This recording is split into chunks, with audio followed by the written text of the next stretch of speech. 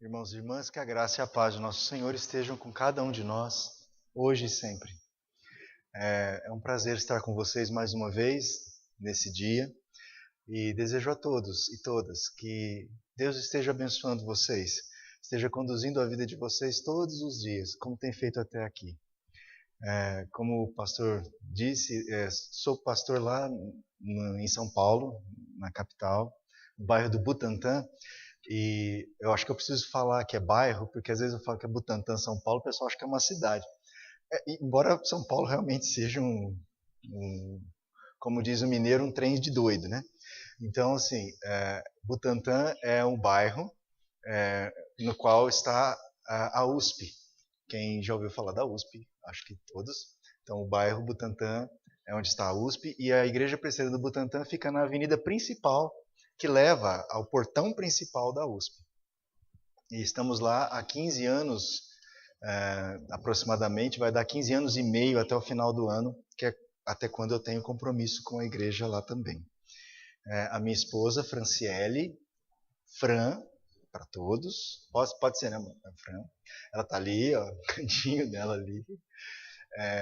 Ficamos muito honrados com o convite, com a possibilidade de estarmos aqui. Que Deus abençoe a vida de cada um e cada uma, e desde já é o que eu peço a Deus, para que eu possa ser usado para abençoar vocês e abençoar a minha vida também, com a presença de vocês, com a amizade de vocês, com o carinho de vocês, que já têm feito isso por mim. Então eu quero convidá-los para a leitura do texto em João, capítulo 21, versículos 1 a 19.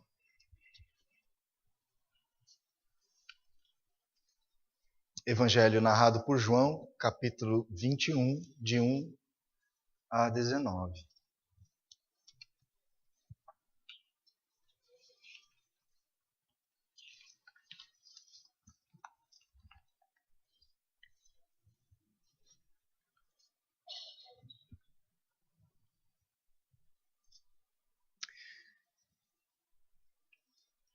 João 21, 1 a 19.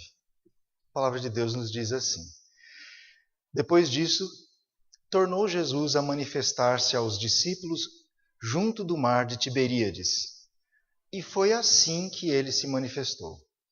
Estavam juntos Simão Pedro, Tomé, chamado Dídimo, Natanael, que era de Caná da Galileia, os filhos de Zebedeu e mais 2 dos seus discípulos. Disse-lhes Simão Pedro: Vou pescar. Disseram-lhe os outros: Também nós vamos contigo. Saíram e entraram no barco, e naquela noite nada apanharam. Mas ao clarear da madrugada estava Jesus na praia. Todavia os discípulos não reconheceram que era ele. Perguntou-lhes Jesus: Filhos, tendes aí alguma coisa de comer? Responderam-lhe: Não. Então lhes disse: Lançai a rede à direita do barco e achareis.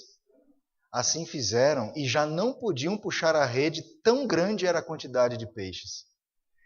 Aquele discípulo a quem Jesus amava disse a Pedro: É o Senhor.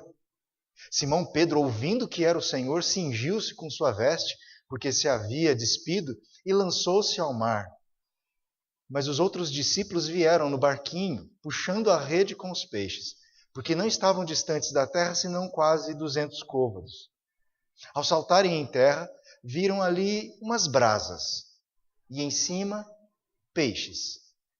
E havia também pão. Disse-lhes Jesus: Trazei alguns dos peixes que acabastes de apanhar. Simão Pedro entrou no barco e arrastou a rede para a terra, cheia de 153 grandes peixes. E não obstante serem tantos, a rede não se rompeu. Disse-lhes Jesus: Vinde, comei. Nenhum dos discípulos ousava perguntar-lhe: Quem és tu? Porque sabiam que era o Senhor. Veio Jesus, tomou o pão e lhes deu, e de igual modo o peixe. E já era esta a terceira vez que Jesus se manifestava aos discípulos, depois de ressuscitado dentre os mortos. Depois de terem comido, perguntou Jesus a Simão Pedro: Simão, filho de João, amas-me mais do que estes outros?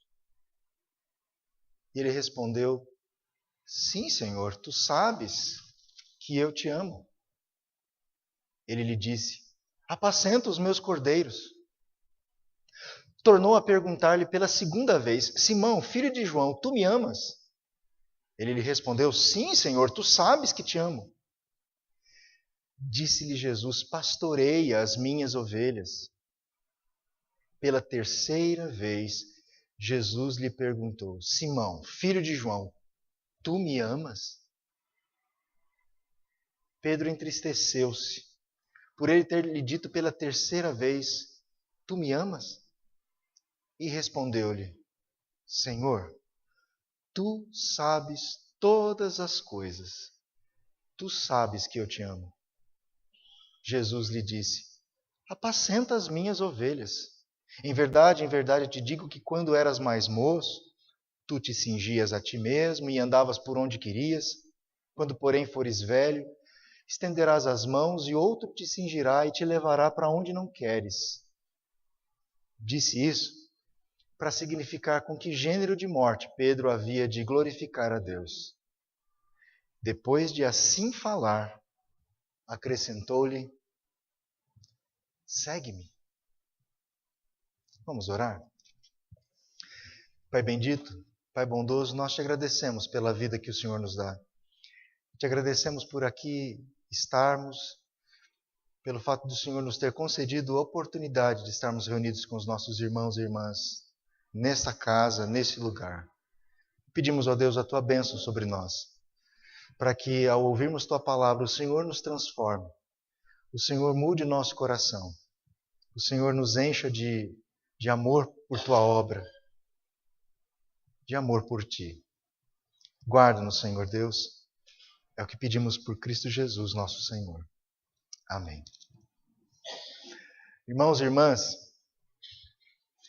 o Evangelho de João é um evangelho bem diferente dos outros três. Enquanto os outros três contam essa história tão maravilhosa do nascimento de Jesus, de como ele vai dia a dia ganhando amizade e apoio entre aqueles que começaram a segui-lo, o Evangelho de João começa de um jeito bastante diferente.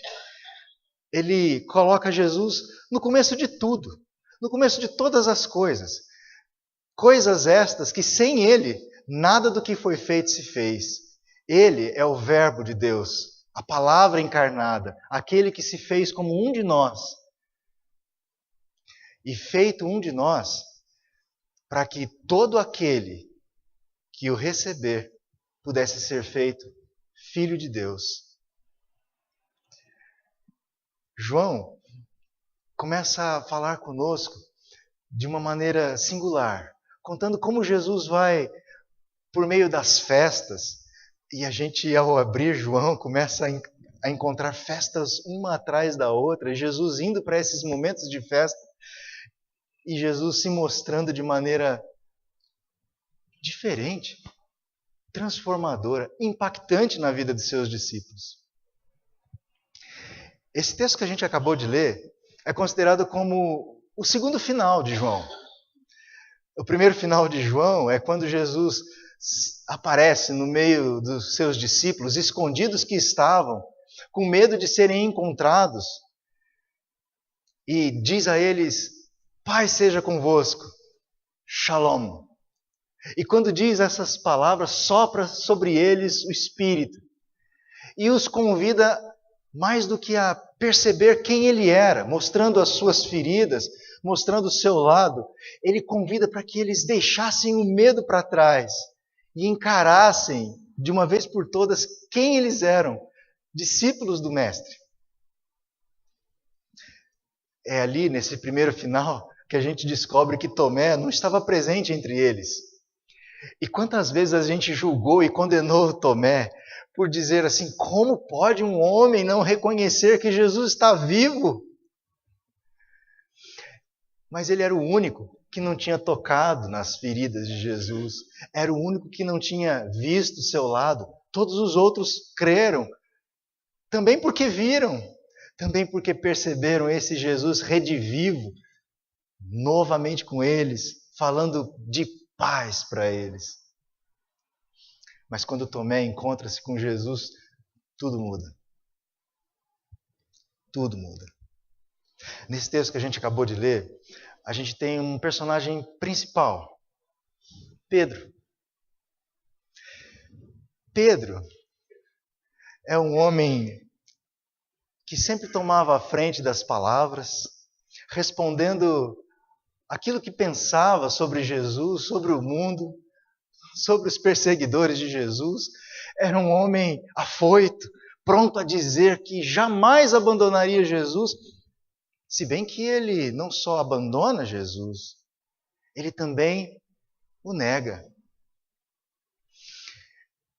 E quando eu olho para esse texto, para as 3 vezes que Jesus pergunta se ele o ama, e independentemente de que palavras Jesus usa para perguntar se Pedro o amava de verdade, e bem como as palavras que Pedro usa para dizer que sim, eu amo o Senhor, mais importante é perceber que há algumas imagens tão fortes nesse texto. A primeira delas é que o texto diz que pela 3ª vez Jesus aparece aos seus discípulos ressuscitado. 3ª vez.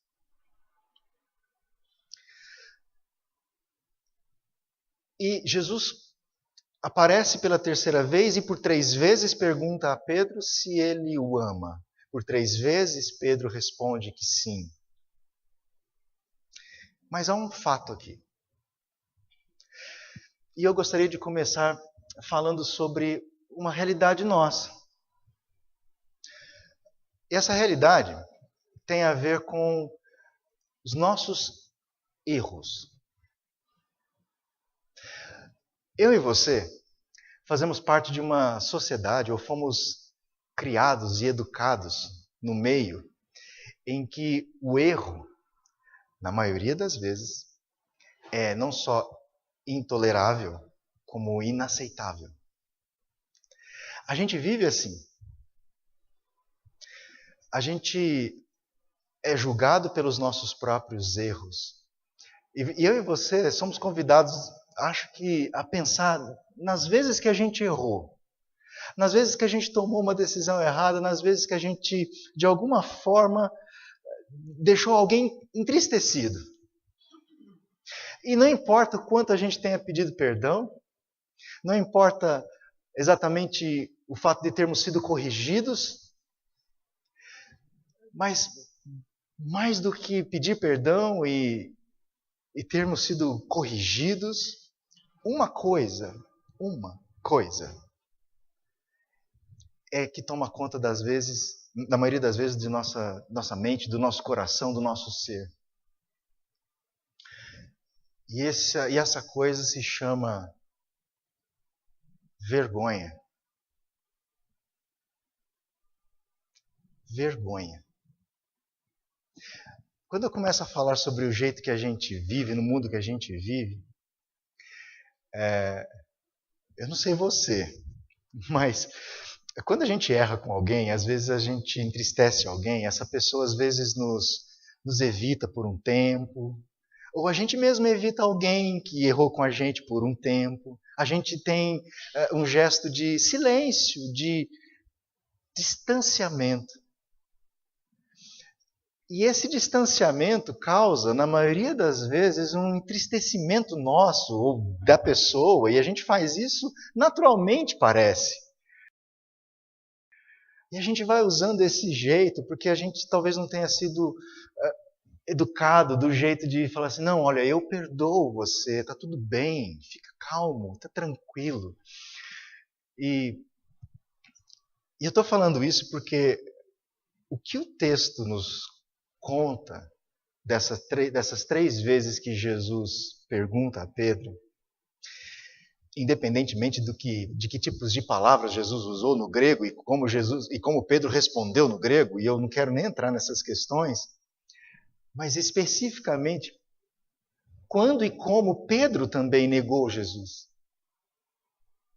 Eu queria que você se lembrasse disso. Sabe onde Pedro estava quando ele negou Jesus pela primeira vez? Pedro estava em volta de um braseiro, se aquecendo do frio. Sabe onde Pedro estava quando ele, pela segunda vez, negou Jesus? Ele também estava se aquecendo agora do lado de dentro.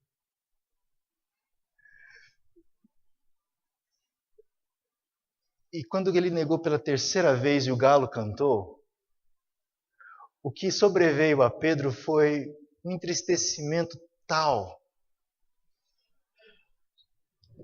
tão profundo, que a única coisa que ele sentiu vontade de fazer era chorar amargamente.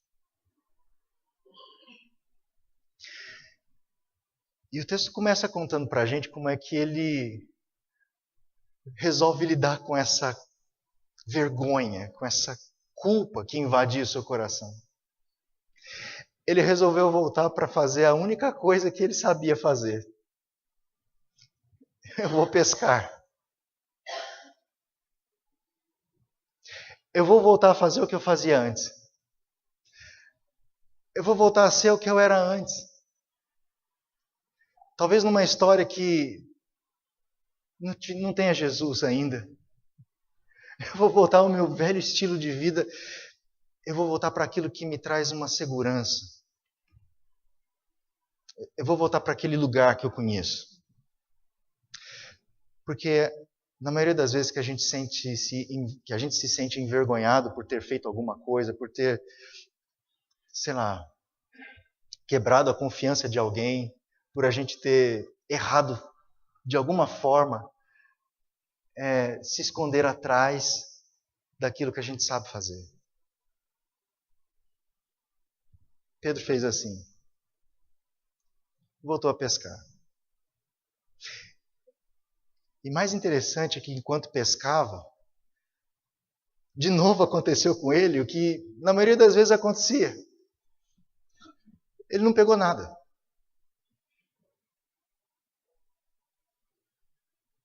E o texto começa a contar de forma tão amorosa como Jesus aparece para eles. A terceira vez que Jesus aparece para eles. E Jesus que aparece pela terceira vez talvez pudesse chegar e cobrar atitudes corretas. Dizer a ele como ele se sentiu tão magoado por Pedro ter negado 3 vezes. Como pode, Pedro? Ou então aparecer para outras pessoas e dizer assim para os soldados que esbofetearam Jesus, dizer: olha só o que vocês fizeram. Como puderam fazer isso com o Filho de Deus? Olha eu aqui de novo, vivo. Mas às vezes que Jesus aparece para os seus discípulos, é para trazer conforto e paz. E no caso de Pedro, quando ele aparece agora de maneira especial para ele, é para trazer restauração, reconciliação. E eu fico imaginando um Pedro envergonhado por aquilo que havia feito, sendo interrogado por 3 vezes. Você me ama? Você me ama? Você me ama? A ponto de, na terceira vez que Jesus pergunta para ele, o texto dizer para a gente que ele se entristece.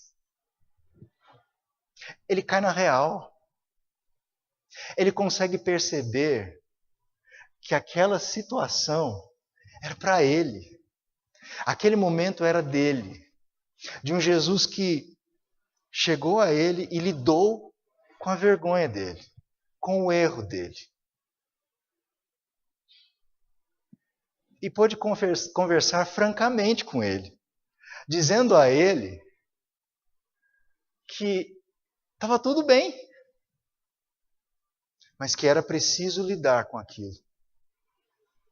Era preciso lidar com aquele momento, ou com aqueles momentos de deslize, de falha, de humanidade, de medo, de terror, de ser finalmente reconhecido, de ser levado para a morte como Jesus foi. Jesus falou com Pedro. Falou profundamente com Pedro. Você me ama? E uma das falas de Pedro, pela terceira vez, era: o Senhor conhece todas as coisas. Eu não consigo esconder do Senhor nada. Eu não consigo deixar que o Senhor não me veja, eu não vejo o que está dentro de mim. O Senhor sabe todas as coisas. O Senhor sabe que eu amo.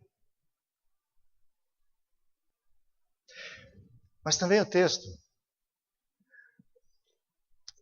fala de um perdoar e de um agir de Deus, trazendo a esse homem, tão envergonhado do que havia feito, uma missão. Apacenta as minhas ovelhas. Justo Pedro, o homem que negou Jesus por 3 vezes.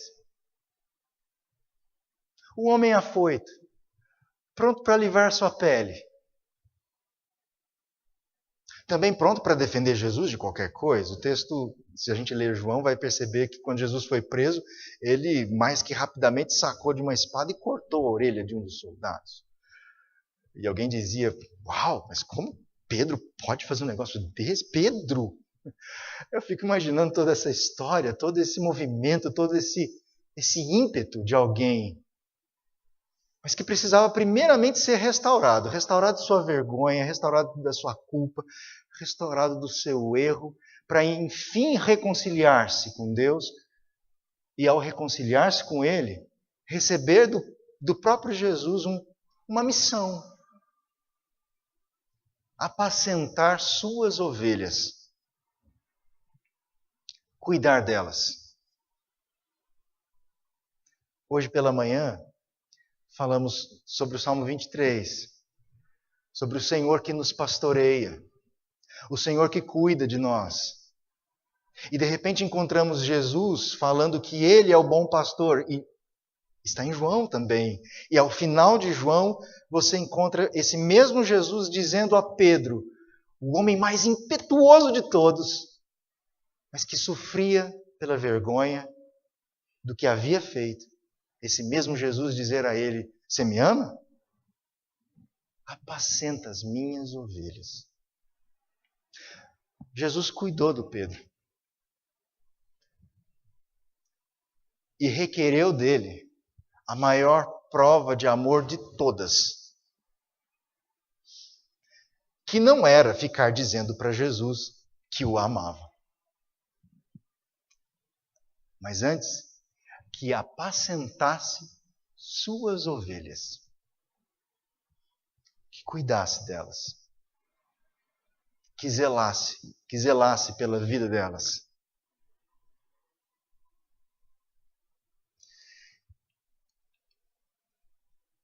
Irmãos e irmãs, esse primeiro mover do texto me chama tanto a atenção, porque fala com a gente também, no sentido de que nós não somos perfeitos. Há sempre algo, e haverá sempre algo, a confessar a Deus, a pedir a Ele perdão, a pedir a Ele que nos reconcilie consigo mesmo, que nos livre da culpa, da vergonha, de ter errado. E a primeira lição que esse texto me dá é de um Jesus extremamente amoroso, extremamente cuidadoso com os seus filhos, com os seus servos, com os seus discípulos, a quem chama de amigos, mais do que servos. E esse amor é ofertado a todos nós, discípulos dele. Eu não combinei nada com o pastor sobre a liturgia. Mas vocês perceberam que tudo que cantamos e lemos aqui falava sobre esse amor de Deus? Sobre o amor misericordioso de Deus? Sobre um Deus que nos ama, nos quer abraçar, nos quer conduzir. Eu acho que a gente vive num mundo repleto de culpas. E um mundo que explora as culpas. Que gosta de fazer que o outro se sinta cada vez menor. E talvez um dos jeitos mais perversos que existem de a gente fazer o outro se sentir menor é enchê-lo de culpas. Das culpas que ele mesmo já tem. Das culpas que nós temos. Todas as vezes que a gente fala sobre os nossos próprios erros, ou quando nos falam dos nossos erros, nós nos diminuímos por conta da vergonha e da culpa que nos abate, nos oprime. E de repente ouvimos um Deus que está pronto a perdoar a todo aquele que se arrepende e confessa. Ele está pronto a perdoar. A tirar de sobre nós as culpas, a abrir os braços novamente e dizer, vem cá. Ou não é isso que a gente lê naquela história, na parábola do filho pródigo? De um pai amoroso, pronto a abraçar de novo, pronto a receber de novo, a despeito de tudo. Pronto a dar a mão outra vez, a colocar o anel no dedo, sandálias nos pés e dizer, vamos festejar. Todas as vezes que nos arrependemos e nos achegamos diante de Deus, é festa. De um pai que diz, estava perdido, mas foi encontrado. Mas a segunda lição é sobre esse transmitir desse amor que recebemos. O amor que Pedro recebia de Jesus, confrontando, perguntando na cara dura, a gente diria assim, você me ama? Você me ama? Apacenta as minhas ovelhas. Cuida delas. Cuida delas. E talvez um dos maiores desafios para nós, discípulos de Jesus, é não achar que apacentar as ovelhas de Deus é tarefa de pastor. É tarefa de quem tem um ministério pastoral. O maior desafio é a gente encarnar como discípulo de Jesus, dizendo assim, Ele também me pede para que eu cuide do outro. Um parênteses aqui, irmãos. Uma das histórias mais impressionantes para mim do Gênesis é a história de Caim e Abel. Mais impressionantes.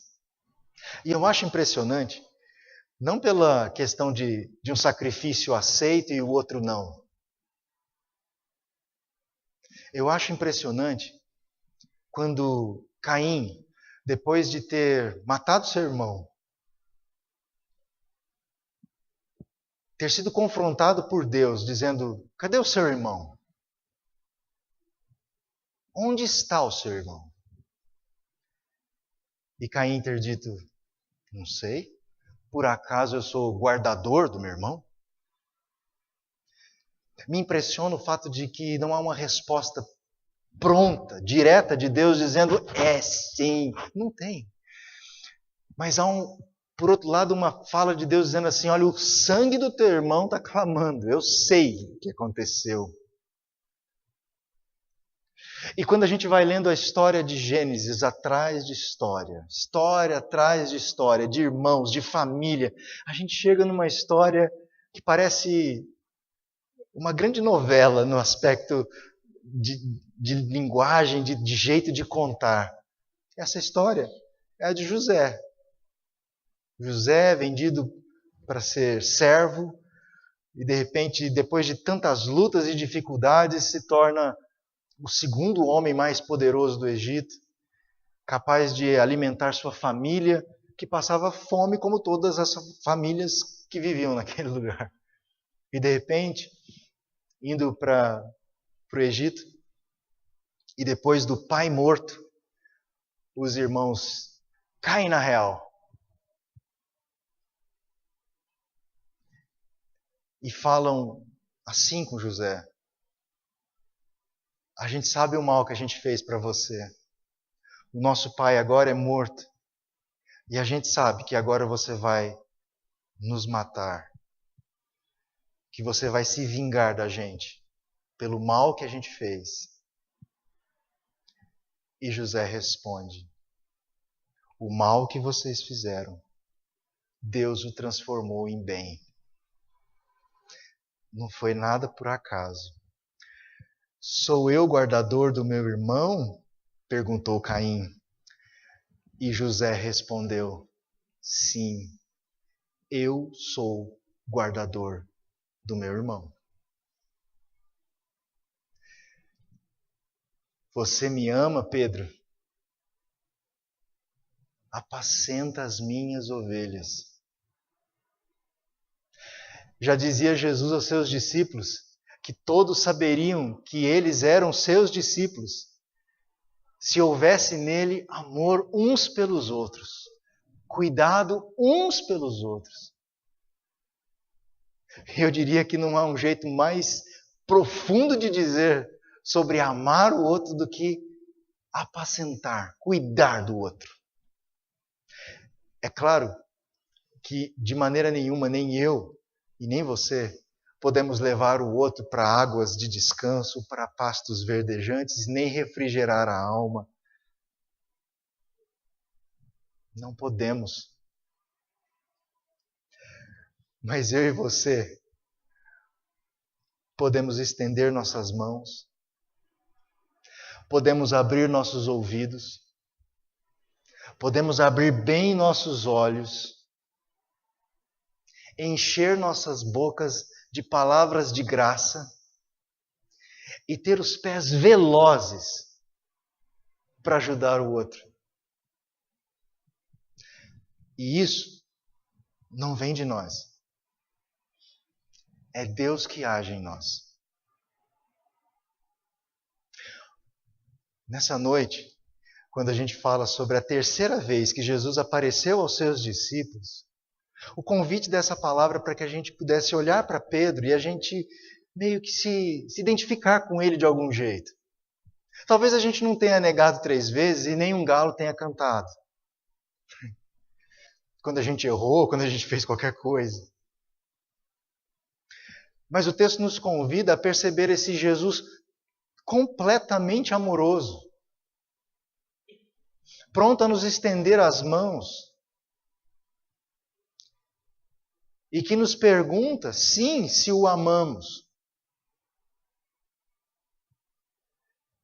E nós, como seus discípulos, podemos responder a Ele que sim, Jesus, nós te amamos. Não de palavras, mas com ações concretas, de cuidado e zelo para com seus pequeninos, nossos irmãos, nossos próximos. E é tão interessante esse texto, e eu até salientei na leitura, que foi a quantidade de peixes que essa rede, que não estourava nunca, pegou.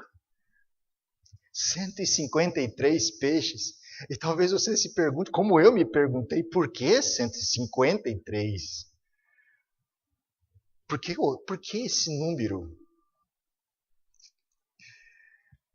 Esse número é simbólico. e representava o número de nações conhecidas na época. E ele é tão simbólico porque ele mostra que esse Deus que tanto amou ao mundo, que deu o seu Filho unigênito para que todo que nele cresce, não perecesse, mas tivesse a vida eterna, mostrava agora aos seus discípulos de uma forma tão diferente, dizendo, olha, são minhas ovelhas. São esses. São todos. Não são alguns. Não são só os mais próximos. Não são aqueles com quem a gente tem amizade. Não são só aqueles com quem a gente tem empatias, coisas parecidas, gostos. Todos.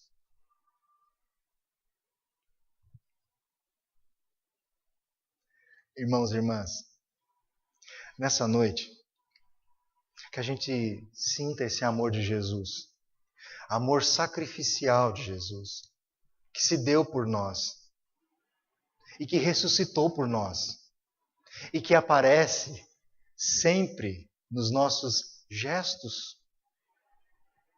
Quando a gente diz que Jesus está vivo, não é só porque Ele está vivo e assentado à direita do Pai, mas porque Ele vive em nós. Ele mesmo diz aos seus discípulos para que fossem e fizessem discípulos de todas as nações. E ao final daquela grande missão que Ele entrega aos seus discípulos, Ele diz, eis que estou convosco todos os dias. Esse Jesus que habita em nós, que vivo está e que nos faz vivos também, nos convida a dedicarmos nosso amor, o amor que a gente recebeu dele, uns aos outros. Que a gente jamais se esqueça disso. Que a gente olhe para o outro sempre como cuidador do outro. E eu sei que é um desafio imenso. Mas quando a gente olha para o outro e diz assim, quero cuidar de você. E eu acho que de todos os gestos de amor que a gente pode dar, o cuidado com o outro é indizível. Vai além do que a gente pode considerar. Cuidado. Que Deus nos enche o coração de amor e nos capacite as mãos, os ouvidos, os olhos e os pés para agir sempre para o outro, movidos pelo Espírito, guiados pelo vento consolador.